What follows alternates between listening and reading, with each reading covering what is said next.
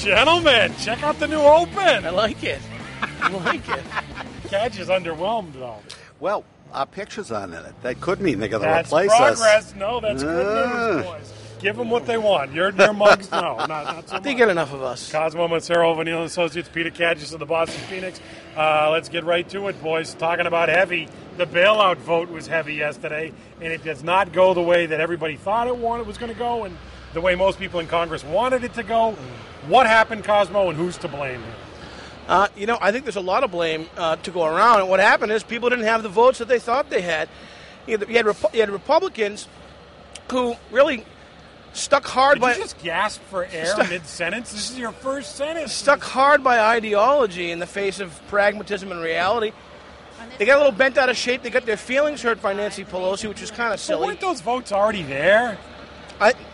They said at least a dozen, maybe more of those votes switched. Which would be enough. When she made a little bit of a partisan speech. A little bit of a partisan On her end, you can't leave 100 votes on the table, and that's what the Democrats did. So shame on her for not being able to deliver. I'd say there's lots of blame to go around.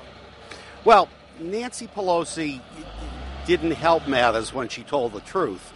There is no doubt about that. But this isn't about truth-telling. Yeah, but you're doing what Pelosi just did, Peter. You can't stop yourself from doing a jab at Bush here. There's no time for that right now. I just said she made a mistake by telling the truth. Now, now we're going to debate whether that's the truth instead of talking about the bailout. It's not helpful, and yet you're like feeling good about yourself. It was a pretty good line, VP. Come on, it was a good line. Under different circumstances, maybe, but this is serious, or so we've been told. No, it's extremely serious. Not serious enough, however, for three Massachusetts congressmen to go with it: Tierney, Lynch, and Delahunt. The two new members of the New Hampshire delegation voted against it too. I think one of the many problems is that no one has done a good job of explaining what is at stake. And the reason they haven't done a good job of explaining what's at stake is when it's explained to the American people, that's going to raise the question of, well, where were you? How did you let this happen? I think when businesses start to close, perhaps another drop in the stock market today, that may focus people's mind. The big issue here isn't bailing out Wall Street. This money goes in there because there's not enough money flowing through the system. But let me ask you this. 9 out of every 10 calls that went to D.C. yesterday were people, so we've been told, were people telling their legislators, vote no on this bailout.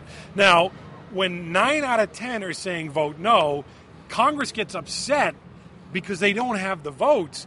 That seems like democracy at work to me, Cosmo. Look, the fear... Or is Congress just smarter than us? The fear of doing nothing seems to have been usurped by the fear of doing the wrong thing. Problem is, 80 years ago, the Fed did nothing at that time as banks were failing, and then which led to the Great Depression. This time around, it could be Congress that wears that albatross on inaction here.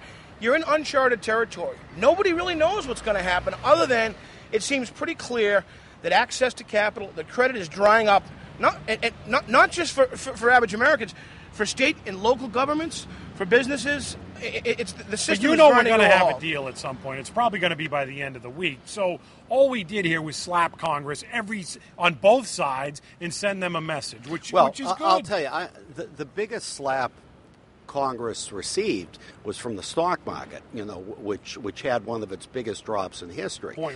Point losses in history.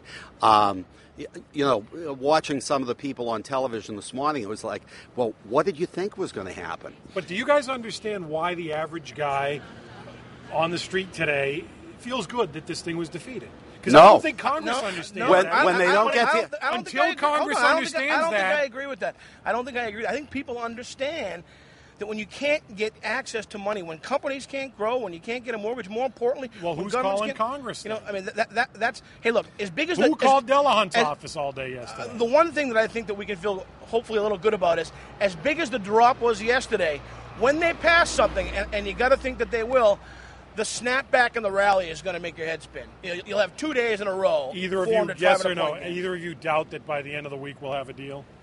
I don't see any particular reason to think we'll have a deal by then. I'd say the odds are maybe 50-50. Frankly, I was doubtful that this would pass. I'm a little surprised.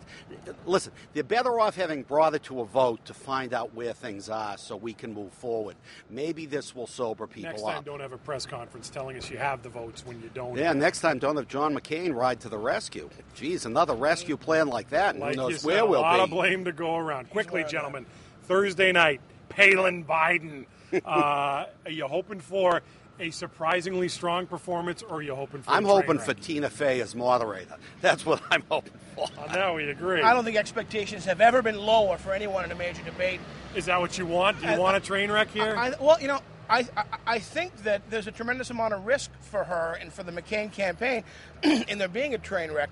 But expectations are so low that if she can get through this thing, it's a huge victory. If you're Biden, I'm probably going to just try and let her be her and see what happens.